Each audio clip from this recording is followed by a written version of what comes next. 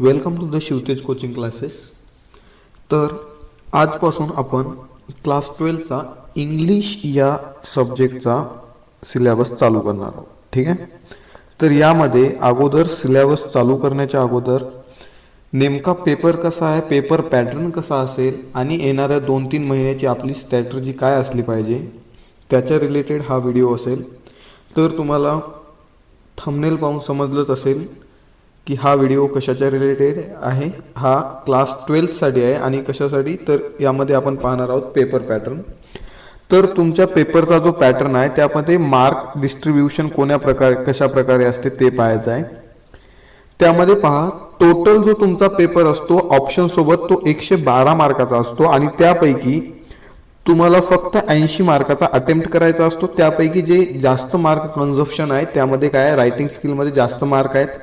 आता याचे वेगवेगळे म्हणजे कसं सोप्या पद्धतीने करता येईल, जसं जो पोर्स सेक्शन आहे तुमचा, इथे यल कट करा, पोर्स जो सेक्शन आहे त्यामध्ये तो तुमचा 34 मार्काचा आहे आणि त्याच्यामध्ये तो कंपल्सरी तुम्हाला सॉल्व करायचा आहे। त्यानंतर पोएट्री हे 14 मार्कासाठी आहे। त्यामध्ये मग फर्दर ॲप्रिसिएशन कशा प्रकारे असेल, त्यानंतर ॲप्रिसिएशनसाठी सोप्या ट्रिक्स काय असतील, सर्व पोएम्सचे ॲप्रिसिएशन कशा प्रकारे लक्षात ठेवायचे, त्याचे पोएट कशा प्रकारे लक्षात ठेवायचे, जे काही पोएम आहे ते पोएम वाचल्या लक्षात आली पाहिजे की या पोएमचं नेमकं नाव कसं आहे, हे आपण फर्दर पुढच्या काही दिवसात पाहणारच आहोत। हा व्हिडिओ फक्त पेपर पॅटर्न आहे। पेपरला आपण सिलेबस सुरू करण्याच्या अगोदर ज्या पेपरसाठी आपण तयारी करत आहोत त्या पेपरला अगोदर समजून घेणं महत्त्वाचं आहे। तर पोएट्री सेक्शन हा 14 मार्कासाठी असतो।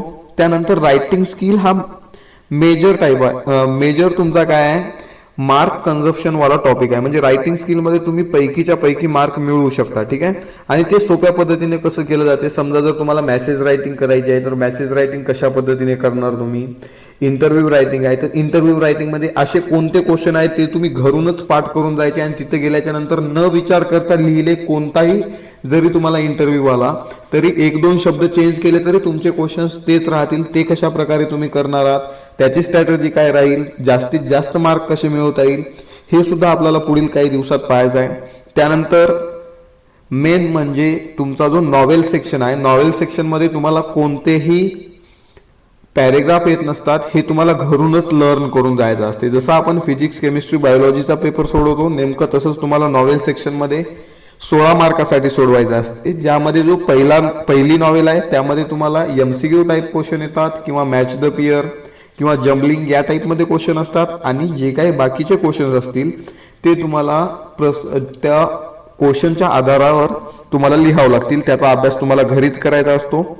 तर लक्ष द्या, सेक्शन 1 पोर्स जो की आपला किती मार्काचा होता, 34 मार्काचा होता। त्यामध्ये जो पोर्स 1 आहे त्याच्यामध्ये क्वेश्चन नंबर 1 काय दिलेला आहे, 6 activity based question on a textual extract. Textual या शब्दाचा अर्थ काय होतो, जे तुमच्या पुस्तकातला असेल त्याच्या आधारावर। ठीक आहे, टेक्स्चुअल एक्स्ट्रॅक्ट त्यामध्ये फर्स्ट A1 असेल, क्वेश्चन नंबर 1A, त्यामध्ये A1 global understanding, complex factual, त्यानंतर A3 असेल इंटरफेरन्स, इंटरप्रिटेशन अँड ॲनालिसिस। ठीक आहे, त्यानंतर पर्सनल रिस्पॉन्स, पर्सनल रिस्पॉन्समध्ये तुम्हाला काय समजलं, तुमचं जे मत आहे, तुमचा रिस्पॉन्स काय आहे, ठीक आहे, तुमचा पॉइंट ऑफ व्ह्यू काय आहे, ठीक आहे, त्या प्रकारे तुम्हाला यामध्ये लिहायचं असते। हे 2 मार्काला असते आणि प्रत्येक क्वेश्चन हा 2-2 मार्कासाठी असतो। ठीक आहे, त्यानंतर लँग्वेज स्टडी आहे आणि व्होकॅब्युलरी आहे। व्होकॅब्युलरीमध्ये तुम्हाला काय करायचं असते, जो काही एक्स्ट्रॅक्ट आहे त्याच एक्स्ट्रॅक्टमधले तुम्हाला काही वर्ड्स विचारले जातात ज्याचा सिनोनॉम्स किंवा अँटोनॉम्स हा विचारला जाऊ शकते। ठीक आहे, अशा प्रकारचे क्वेश्चन असतात। यामध्ये आपल्याला प्रत्येक चॅप्टर शिकायचा आहे, त्याच्यावरच्या शॉर्ट नोट, त्यावरचे व्हिडिओ आणि त्याच्यानंतर त्यामध्ये क्वेश्चन बँकवरचे सुद्धा आपल्याला त्यामध्ये प्रश्न सॉल्व करायचे आहेत। तर चॅनलला जर सबस्क्राईब केलं नसतं तर सबस्क्राईब करा, जेणेकरून तुम्हाला इंग्लिश या पेपरमध्ये तुम्हाला कुठेही प्रॉब्लेम येणार नाही। तर क्वेश्चन 1B मध्ये असते तुम्हाला लँग्वेज स्टडी, जो की नॉन टेक्स्चुअल ग्रामर असते। हे ग्रामरचा पार्ट असतो जो की किती मार्कासाठी असतो, 4 मार्कासाठी असतो। त्यानंतर क्वेश्चन नंबर 2 सेम तसाच आहे जसा क्वेश्चन नंबर 1A होता। यामध्ये काय आहे, ऍक्टिव्हिटी बेस्ड क्वेश्चन आहे आणि त्यानंतर सुद्धा टेक्स्च्युअल एक्स्ट्रॅक्ट मधले आहे. आता एक मेन गोष्ट लक्षात आहे की बऱ्याचशा विद्यार्थ्यांचा गैरसमज होतो की इथे तर आम्हाला पॅसेज येणार आहे आणि पॅसेजवर आधारित आम्ही डायरेक्टली क्वेश्चन सॉल्व्ह करू शकतो, पण तसं होत नाही. ठीक आहे, व्होकॅब्युलरीचा पार्ट तुम्हाला करूनच जावा लागतो. पर्सनल रिस्पॉन्स तुम्ही लिहू शकता, पण जे बाकीचं आहे ते तिथे गेल्याच्या नंतर त्यामध्ये टाइम जास्त तुम्ही घालवता, त्याच्यामुळे जो तुमचा पुढचा पेपर आहे त्यासाठी तुम्हाला टाइम कमी मिळतो आणि जसा जसा टाइम जात जातो तसा तसा तुम्हाला पुढे काही टाइम मिळणार नाही, त्याच्यामुळे तुमचा पेपर हँडल करायला अवघड होईल. त्यामुळं आपल्याला पूर्ण जे काही चॅप्टर्स आहेत त्या पूर्ण चॅप्टर्सच्या नोट्स आहेत त्या नोट्स घ्यायच्या, शॉर्ट नोट. अगोदर तर पूर्ण चॅप्टर शिकायचा, त्यानंतर त्यावरील शॉर्ट नोट पाहायच्या आणि त्यानंतर थर्डली आपल्याला काय करायचं आहे, क्वेश्चन बँक मधील क्वेश्चन सॉल्व्ह करायचे आहे. तर हे सगळ्या ऍक्टिव्हिटीज केल्याच्या नंतर असा कोणताही पार्ट राहणार नाही की जेणेकरून तुम्हाला त्यातलं काही येणार नाही. ठीक आहे, तर चॅनलला फॉलो करा आणि इथून पुढे प्रत्येक क्वेश्चन तुम्हाला येत जातील. प्रत्येक चॅप्टर वरती व्हिडिओ असेल, प्रत्येक पोएम वरती व्हिडिओ असेल, त्यापैकी तुम्हाला सॉल्व्ह कसं करायचं, अटेम्प्ट कसं करायचं हे पण ट्रिक सोबत सांगितलं जाईल. तर क्वेश्चन नंबर 2 बी मध्ये तुम्हाला समरी रायटिंग असते, जे की 3 मार्कासाठी असते. आता नेमकं समरी रायटिंग म्हणजे काय, जो काही तुम्हाला क्वेश्चन नंबर 2 मध्ये टेक्स्च्युअल एक्स्ट्रॅक्ट येईल त्याच्यावरच आधारित तुम्हाला काय करायचं आहे, समरी लिहायची आहे. ठीक आहे, आणि समरी किती मार्कासाठी असते, 3 मार्कासाठी असते. Write the summary of the above extract with the suitable title. एक टायटल द्यायचं आहे छानसं तुम्हाला आणि with the help of given pointers, म्हणजे पॉइंट्स दिलेले जातील त्याच्या रिलेटेड तुम्हाला काय करायचं आहे, त्याच्यानंतर त्याची समरी लिहायची आहे. त्यानंतर आहे माइंड मॅपिंग. माइंड मॅपिंग म्हणजे काय, तुम्हाला एखादी ट्री डायग्राम बनवायची आहे कशाच्या, तुम्हाला जर कोणता विषय दिला तर त्याच्यावर. Develop a mind map frame, design using your ideas, thoughts, concept to illustrate develop on the given topic. म्हणजे एखादा टॉपिक जर दिलेला असेल तर तुम्हाला त्यावरती क्रिएटिव्हली थिंकिंग करता आली पाहिजे की नेमकं यामध्ये काय होईल काय नाही. जसं पोल्युशन तुम्हाला हा टॉपिक दिला तर पोल्युशनवर तुम्हाला एक माइंड मॅप तयार करता आला पाहिजे. मग पोल्युशन कोणत्या कोणत्या टाईपचे आहेत, तर प्रत्येक पोल्युशनसाठी त्याचं सोल्युशन काय असेल, त्याचे हार्मफुल इफेक्ट्स काय असतील, अशा प्रकारे.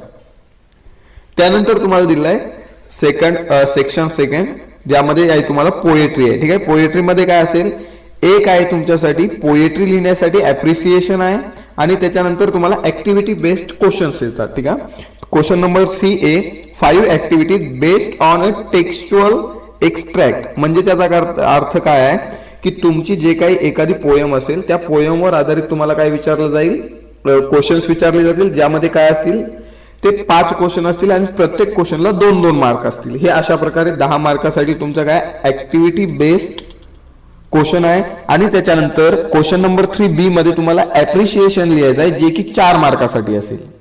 ठीक आहे, तर टोटल तुम्हाला पोएट्री सेक्शन साठी 14 मार्क आहेत, ऍप्रिसिएशन साठी 4 मार्क आणि जे ऍक्टिव्हिटी बेस्ड क्वेश्चन आहेत त्याच्यासाठी 10 मार्क असतील, त्यामध्ये 5 क्वेश्चन असतील, प्रत्येक क्वेश्चन साठी 2 मार्क.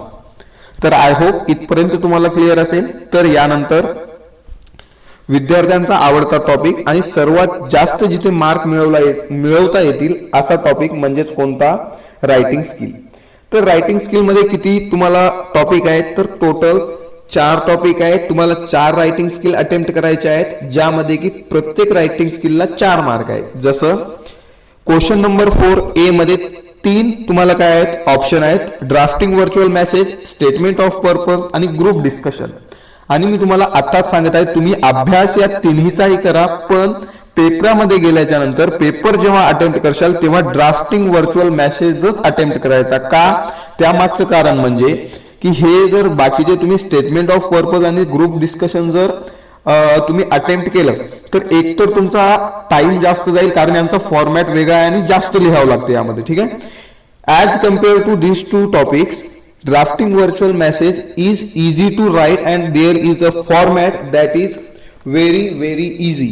यामध्ये तुम्हाला जास्तीत जास्त 4 ते 5 लाईनचा एक मेसेज लिहायचा आहे. खूप झालं 4 लाईनच्या वर जायचं नाही आणि त्याचा एक छोटासा फॉर्मॅट आहे, तो फॉर्मॅट अप्लाय करायचा आणि यामध्ये तुम्हाला 4 मार्क आहेत, यामध्येही 4 आहेत आणि यामध्येही 4 आहेत. विचार करून पेपर सोडवायचा आहे, कारण पेपरमध्ये आपण मार्क घेण्यासाठी जात आहोत, त्याच्यामुळे मार्क आपल्याला कशा प्रकारे जास्त मिळतील, आपला स्कोर कसा वाढेल याच्याकडे लक्ष द्या. ड्राफ्टिंग व्हर्च्युअल मेसेज अटेम्प्ट करणार, त्यानंतर बी मध्ये email, email writing, report writing आणि इंटरव्ह्यू रायटिंग. क्वेश्चन नंबर बी मध्ये आपण फर्स्ट प्रायोरिटी देणार इंटरव्ह्यूला. ठीक आहे का? कारण इंटरव्ह्यू आता ते तुमच्यावर आहे. फर्स्ट प्रायोरिटी इंटरव्ह्यू साठी, सेकंड ईमेल साठी. ठीक आहे. जर इंटरव्ह्यू जास्तच अवघड आला, इंटरव्ह्यू मध्येही असे बरेचसे क्वेश्चन आहेत जे आपण घरूनच पाठ करून जाऊ शकतो आणि तिथे जाऊन फक्त डायरेक्टली लिहायचं आहे. ठीक आहे. असं या ट्रिकनुसार आपल्याला हे इंटरव्ह्यू रायटिंग शिकायची आहे. त्यानंतर जो ईमेल आहे, जर इंटरव्ह्यू खूपच हार्ड आला तर आपण ईमेल कडे जाणार. ठीक आहे. नाहीतर काय करणार, इंटरव्ह्यू अटेम्प्ट करणार. आणि आता त्यामध्ये कशा प्रकारे करणार, त्याच्या सोप्या ट्रिक्स काय असतात, आपण कसं लिहिल्याच्या नंतर आपल्याला 4 पैकी 4 मार्क मिळतील हे आपण पाहणार आहोत.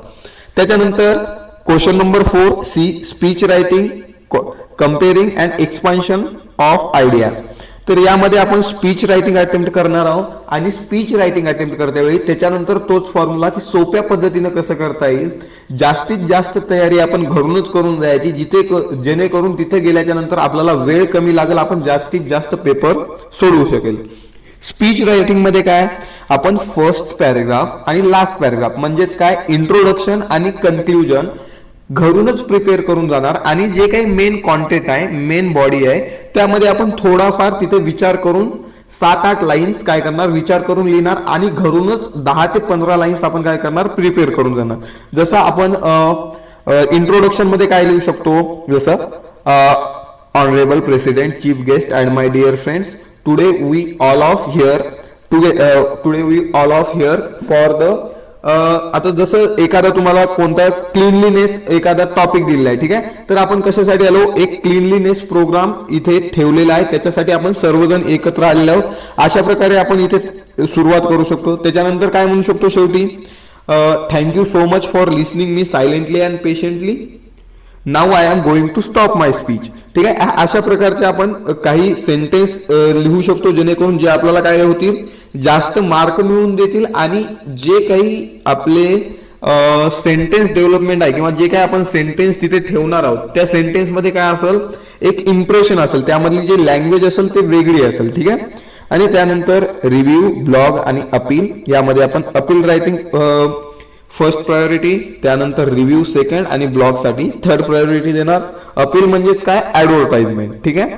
आणि तुम्हाला काय करायचं, या प्रत्येक क्वेश्चन पैकी फक्त एक अटेम्प्ट करायचा आहे, म्हणजे ऑप्शन ए मध्ये 3 दिलेले आहेत, 3 पैकी कोणताही एक.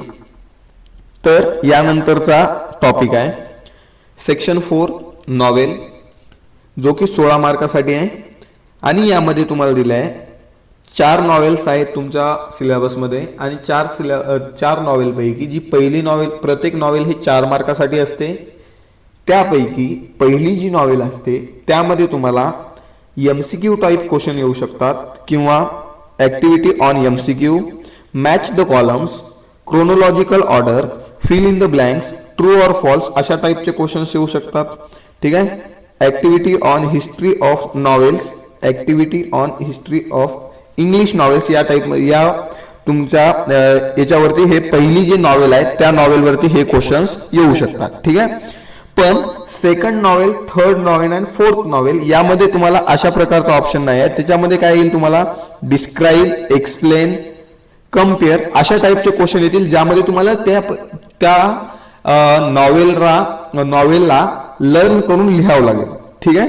Illustrate, interpret, justify, find, identify या प्रकारचे तुम्हाला काय करावं लागतील, त्यामध्ये ते अटेम्प्ट करावं लागतील, जेणेकरून तुम्हाला त्यामध्ये लिहायचं आहे, प्रश्न अटेम्प्ट करायचे आहेत. ठीक आहे. यामध्ये पण आपण पूर्ण PYQ पाहणार आहोत. अगोदर तर पूर्ण नॉवेल समजून घेणार आहोत. नॉवेल पूर्ण समजून घेतल्याच्या नंतर त्यावर आधारित आपण नंतर काय पाहणार आहोत, जे काही PYQ झाले आहेत आतापर्यंतचे जेवढे क्वेश्चन नॉवेल्सवर आलेले आहेत ते सगळे डिस्कस करणार आहोत. आणि त्याच्यानंतर मग आपण काय करणार आहोत, पूर्ण जो काही सॅम्पल पेपर आहे तुमचा, हे पूर्ण सिलेबस झाल्याच्या नंतर पूर्ण सॅम्पल पेपर सुद्धा आपण सॉल्व्ह करून घेणार आहोत. ठीक आहे.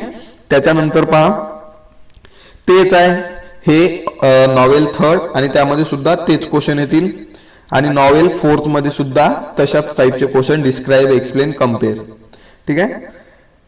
तर व्हिडिओ आवडला असेल तर व्हिडिओला लाईक करा, सबस्क्राईब करा, जेणेकरून इथून पुढे येणाऱ्या सर्व व्हिडिओजची नोटिफिकेशन तुम्हाला मिळेल. Thank you so much for today's lecture. आणि इथून पुढे येणारे सर्व लेक्चर्स हे 12th च्या पूर्ण सिलेबसवरती असतील. Thank you so much.